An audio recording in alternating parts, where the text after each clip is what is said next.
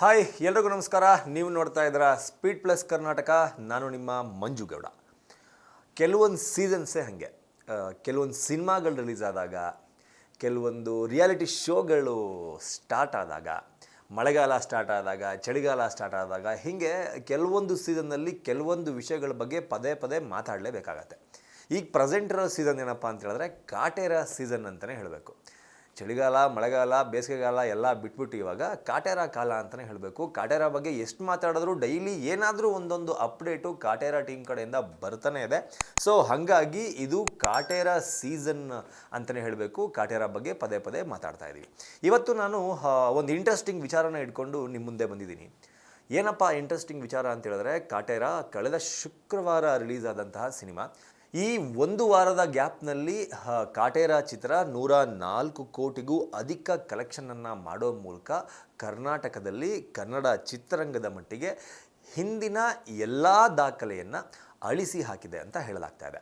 ಇವತ್ತವರೆಗೂ ಕಾಟೇರ ಚಿತ್ರಕ್ಕೆ ಸಂಬಂಧಪಟ್ಟಂತೆ ಅಂದರೆ ಕಳೆದ ಒಂದು ವಾರದಲ್ಲಿ 52 ಲಕ್ಷಕ್ಕೂ ಅಧಿಕ ಟಿಕೆಟ್ಗಳು ಸೋಲ್ಡ್ ಔಟ್ ಆಗಿದೆ ಅಂತ ಹೇಳಲಾಗ್ತಾ ಇದೆ. ಅದರ ಜೊತೆಗೆ 72 ಮಲ್ಟಿಪ್ಲೆಕ್ಸ್ ಆ್ಯಂಡ್ 406 ಸಿಂಗಲ್ ಸ್ಕ್ರೀನ್ನ ಕಡೆಯಿಂದ 52 ಲಕ್ಷ ಟಿಕೆಟ್ಗಳು ಒಟ್ಟು ಸೋಲ್ಡ್ ಔಟ್ ಆಗಿದೆ ಅಂತ ಹೇಳಲಾಗ್ತಾ ಇದೆ. ಈ 52 ಲಕ್ಷ ಟಿಕೆಟ್ಗಳು ಸೋಲ್ಡ್ ಔಟ್ ಆದ ಕಾರಣ ಕಾಟೇರ ಚಿತ್ರ ಒಂದೇ ವಾರದಲ್ಲಿ ಅಂದರೆ ಕಳೆದ ಶುಕ್ರವಾರದಿಂದ ಈ ಶುಕ್ರವಾರದ ಒಳಗೆ 104 ಕೋಟಿ ರೂಪಾಯಿ ಕಲೆಕ್ಷನನ್ನು ಮಾಡಿದೆ ಅನ್ನೋದು ಕಾಟೇರ ಚಿತ್ರದ ತಂಡದ ಕಡೆಯಿಂದ ಬಂದಿರುವಂತಹ ಒಂದಷ್ಟು ಮಾಹಿತಿ. ಆದರೆ ನಿರ್ಮಾಪಕರ ಕಡೆಯಿಂದ ಇನ್ನೂ ಅಧಿಕೃತವಾಗಿ ಮಾಹಿತಿ ಬಿಡುಗಡೆ ಆಗಿಲ್ಲ. ಆದರೆ ಇದನ್ನೇ ಇಟ್ಕೊಂಡು ಅಂದರೆ ಕಾಟೇರ ಟೀಮ್ ಅಂದರೆ ಟೀಮಲ್ಲಿ ಕೆಲಸ ಮಾಡೋರು ಆಗಿರ್ಬೋದು, ಪಿ ಆರ್ಗಳಾಗಿರ್ಬೋದು, ಈ ತರಹದ ಒಂದಷ್ಟು ಸುದ್ದಿಗಳನ್ನು ಏನು ಮಾಧ್ಯಮಗಳಿಗೆ ಕೊಡ್ತಾ ಇದ್ದಾರೆ, ಅದನ್ನು ಕೆಲವೊಂದಷ್ಟು ಜನ ವಿರೋಧ ಮಾಡ್ತಾ ಇದ್ದಾರೆ. ಏನಪ್ಪ ಈ ವಿರೋಧ ಅಂದರೆ,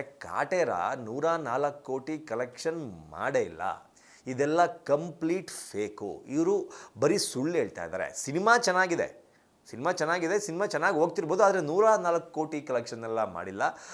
ಬುಕ್ ಮೈ ಶೋನಲ್ಲಿ ತುಂಬ ಕಮ್ಮಿ ಟಿಕೆಟ್ಸ್ ತೋರಿಸ್ತಾ ಇದೆ ಸೋಲ್ಡ್ ಔಟ್ ಆಗಿದೆ ಅಂತ ಹೇಳ್ಬಿಟ್ಟು. ಆದರೆ ಇವರು ಯಾವ ಆಧಾರದ ಮೇಲೆ ಇಷ್ಟೊಂದು 52 ಲಕ್ಷ ಟಿಕೆಟ್ ಸೋಲ್ಡ್ ಔಟ್ ಆಗಿದೆ ಅಂತ ಹೇಳ್ತಾ ಇದ್ದಾರೆ ಅಂತ ನಮಗೆ ಗೊತ್ತಿಲ್ಲ ಅಂತ ಸೋಷಿಯಲ್ ಮೀಡಿಯಾದಲ್ಲಿ ಒಂದಷ್ಟು ಜನ ಕ್ಯಾಂಪೇನ್ನೇ ಸ್ಟಾರ್ಟ್ ಮಾಡಿಕೊಂಡು ಒಂದಷ್ಟು ಸ್ಕ್ರೀನ್ಶಾಟ್ಗಳನ್ನು ಶೇರ್ ಮಾಡೋದ್ರ ಮೂಲಕ ಕಾಟೇರ ಟೀಮ್ ಸುಳ್ಳು ಹೇಳ್ತಾ ಇದೆ ಅಂತ ಒಂದಷ್ಟು ಸುದ್ದಿಗಳನ್ನು ಹಬ್ಬಿಸ್ತಾ ಇದ್ದಾರೆ. ಅಂಥವರಿಗೋಸ್ಕರನೇ ಈ ವಿಡಿಯೋ ಅಂತಲೇ ತಿಳ್ಕೊಬೋದು. ಎಲ್ರಿಗೂ ಅವರ ಗಮನಕ್ಕೆ ಇದು ನೆನಪಿರಲಿ ಅಂತ ಹೇಳ್ತಾ ಇದ್ದೀನಿ.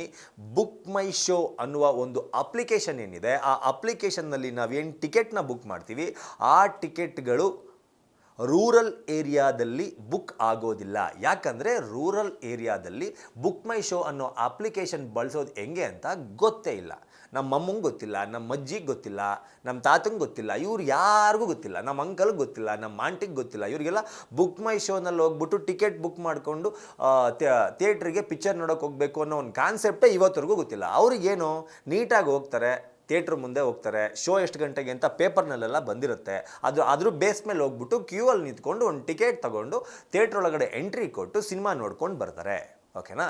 ನಾನು ಸ್ಟಾರ್ಟಿಂಗೇ ಹೇಳಿದೆ 72 ಮಲ್ಟಿಪ್ಲೆಕ್ಸ್ ಅಂತ. ಈ 72 ಮಲ್ಟಿಪ್ಲೆಕ್ಸ್ನಲ್ಲಿ ಬುಕ್ ಮೈ ಶೋನಲ್ಲೇ ಏನು ಟಿಕೆಟ್ ಸೋಲ್ಡ್ ಔಟ್ ಆಗಿದೆ ಆ ಲೆಕ್ಕಾಚಾರನ ಮಾತ್ರ ಬುಕ್ ಮೈ ಶೋನಲ್ಲಿ ತೋರಿಸಲಾಗುತ್ತೆ. ಆದರೆ ಕೌಂಟರ್ನಲ್ಲಿ ತೆಗೆದುಕೊಂಡಿರುವಂತಹ ಟಿಕೆಟ್ಗಳ ಲೆಕ್ಕ ಎಲ್ಲಿ?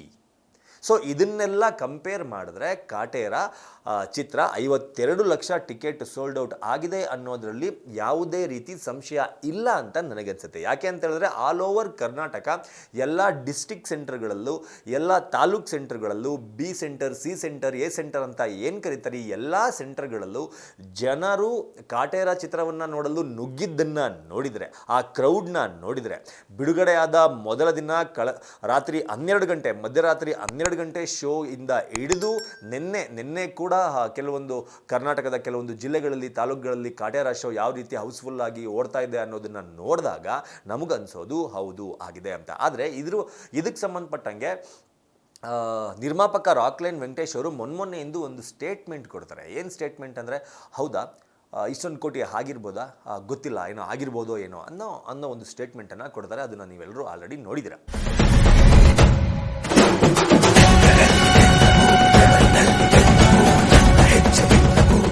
ರಾಕ್ಲೈನ್ ವೆಂಕಟೇಶ್ ಅವರು ಏನು ಹೇಳಿದ್ರು ಈ ಮಾತು 100% ಸತ್ಯ. ಯಾಕೆ ಅಂತ ಹೇಳಿದ್ರೆ ಚಿತ್ರದ ಒಟ್ಟಾರೆ ಕಲೆಕ್ಷನ್ನ ಲೆಕ್ಕ ನಿರ್ಮಾಪಕರ ಹತ್ರ ಈಚ್ ಆ್ಯಂಡ್ ಎವ್ರಿ ಡೇ ಇರೋದಿಲ್ಲ.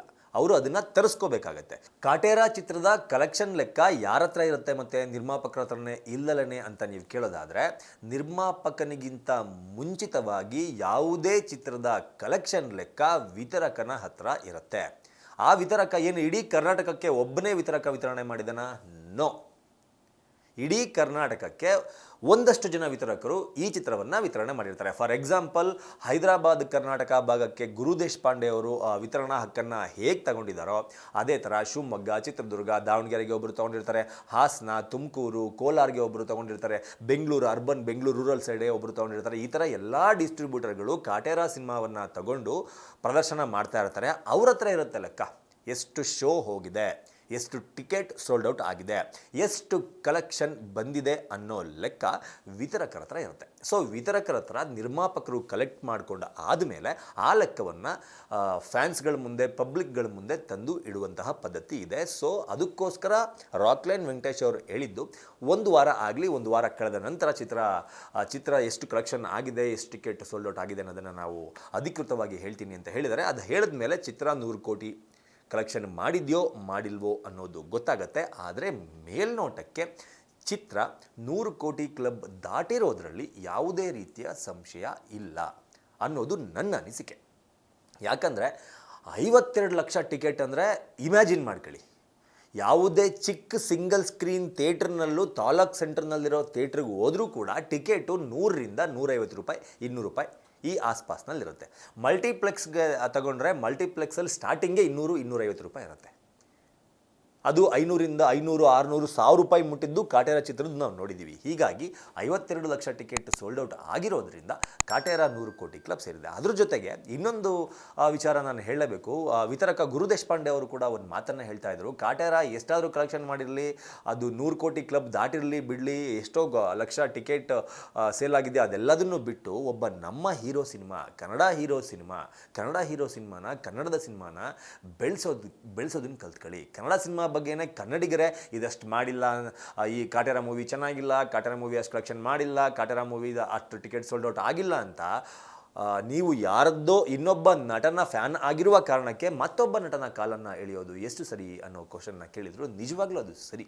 ನಾವು ಕನ್ನಡಿಗರಾಗಿ, ಕನ್ನಡ ಚಿತ್ರರಂಗದ ಅಭಿಮಾನಿಗಳಾಗಿ, ಯಾವುದು for example Darshan sir cinema release ಆದಾಗ ಸುದೀಪ್ ಸರ್ ಫ್ಯಾನ್ ಯಾರೋ ಒಬ್ಬರು ಬಂದುಬಿಟ್ರು, ಇವ್ರ ಸಿನಿಮಾ ಕಾಲೆಳೆಯೋದು, ಇವ್ರ ಸಿನಿಮಾ ರಿಲೀಸ್ ಆದಾಗ ಅವ್ರ ಕಾಲೆಳೆಯೋದು, ಈ ತರಹದ ಕೆಲಸಗಳನ್ನು ದಯವಿಟ್ಟು ಕನ್ನಡ ಚಿತ್ರಾಭಿಮಾನಿಗಳು ಫಸ್ಟ್ ಬಿಡಬೇಕು.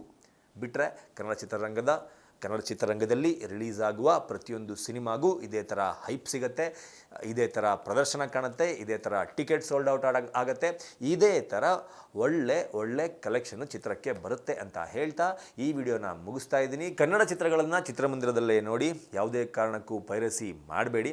ನಮ್ಮ ಚಾನಲ್ ಸ್ಪೀಡ್ ಪ್ಲಸ್ ಕರ್ನಾಟಕನ ಯಾರೆಲ್ಲ ಸಬ್ಸ್ಕ್ರೈಬ್ ಮಾಡಿಲ್ಲ, ಸಬ್ಸ್ಕ್ರೈಬ್ ಮಾಡಿ, ಬೆಲ್ ಐಕನ್ನ ಪ್ರೆಸ್ ಮಾಡಿ ಅಂತ ಹೇಳ್ತಾ ಈ ವಿಡಿಯೋನ ಮುಗಿಸ್ತಾ ಇದ್ದೀನಿ. ನಮಸ್ಕಾರ. Speed plus Karnataka.